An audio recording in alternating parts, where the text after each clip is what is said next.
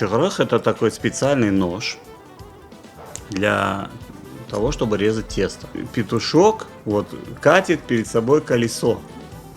Колесо издревле, значит, в орнаментах это солнце, символ солнца. И петушок, значит, а перед ним солнце. Петух и в исламе тоже, и вообще во многих культурах, особенно на Востоке, это предвестник зари. Простая форма янтах или чиберек, она такая сфера. Что такое сфера? Сфера в орнаменте — это у нас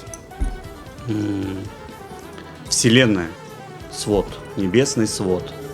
И вот этот петушок со своим солнцем путешествует по этому небесному своду.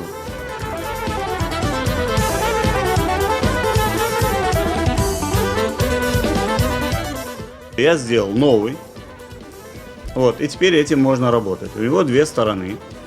Значит, вот это колесико и вот этот хвостик.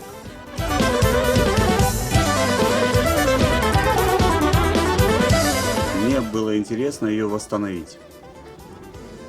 Потому что это наша история. И оно должно вернуться на свое место. Этот предмет должен вернуться в нашу семью. Каждую крымско-татарскую семью.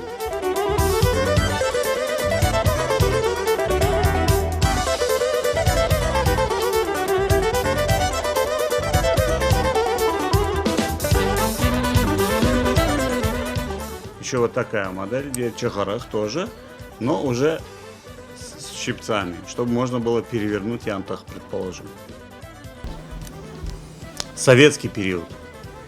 Советский период, когда уже люди работали на заводах, то есть это где-то там, я не знаю, 60-е годы, 70-е годы, скорее всего, когда вот уже начали обрастать имуществом и делать то, что было раньше, то есть восстанавливать утраченное.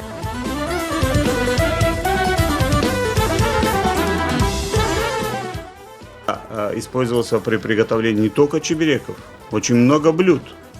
Например, хаих, пахлава, янтах, чеберек, там все что угодно. Это нож для теста, порезать тесто. Поэтому можно порезать, и рез получается красивый.